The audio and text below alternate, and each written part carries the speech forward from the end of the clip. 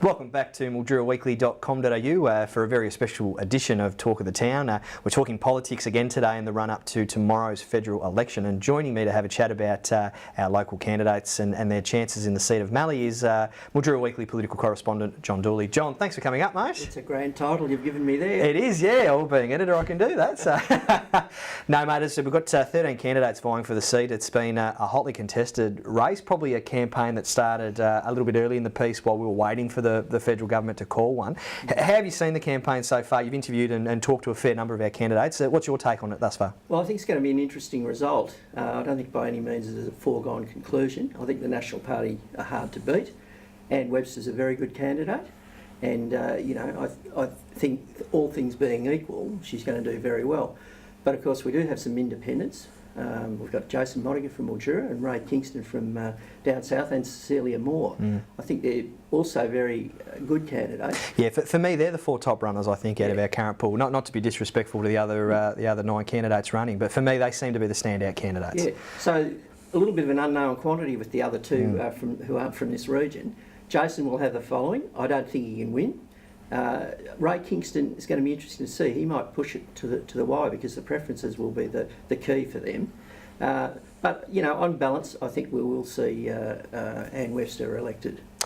Talking about the talking points and what a lot of our candidates have been talking about, it seems water, health, vital services have been the key from all 13 thus far. Yeah, without a doubt, water, of course, comes up as number one, but health services, I think, is a close second, and across the electorate, that is a common theme, and it's something that I think, to a large degree, is being addressed in Mildura. I know there's some issues with the ownership of the hospital, but the actual resourcing of Mildura and the training of medical people here is very good. And I think you'd agree, because you've done a lot of stories on that. I don't know what you think, but in regards to the hospital issue, yeah. Look, if we go back to the Victorian state election and now our member from Mildura, Ellie Cupper, and some of the things that she spoke about, being an independent, she was able to knock off an incumbent National Party member in Peter Cruz. So I think a lot of that momentum has come through to this. I tend to agree with you. Will that mean an independent knocks off the National Party locally? Time will tell. I think if there's going to be a chance, it's now. I think you've hit the nail on the head in terms of our 4 independents, especially Jason and Ray have proved very strong candidates. I mean, we've had both of them up here sit in this chair and talk to either of us about their policies, and I think they're things that are going to resonate with the public. Will the public hospital debate transfer to a federal setup? Probably not. I think across the Mallee, which is, as we know, quite a large electorate, there's issues all over the shop, and it's going to be very interesting. I agree with you. I think preferences are going to be a massive decider here, and I don't think we're going to have a winner for the seat of Mallee named straight after the election. I think similar to the Victorian result, we'll be waiting a couple of weeks. What are your thoughts on that? It marginal, you think, it will end up? It could well be. I think I should have mentioned Carol Hart, who's the Labor candidate. Correct, yeah. Very nice person, I think, well credentialed.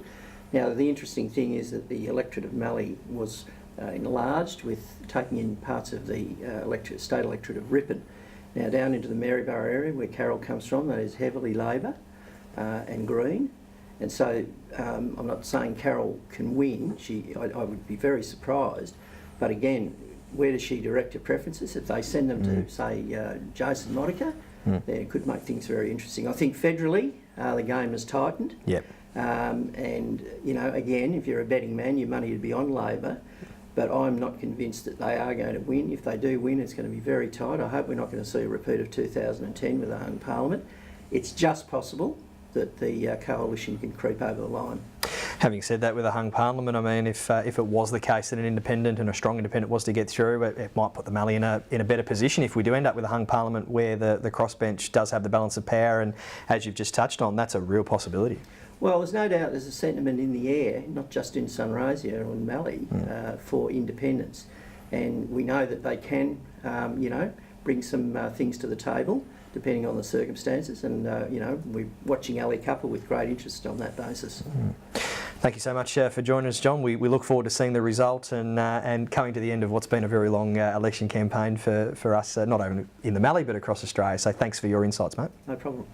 And be sure to tune back into MilduraWeekly.com.au for more videos, and be sure to pick up a copy of the Mildura Weekly going forward, where we'll be catching up with our eventual and new federal member for Mallee. Thanks.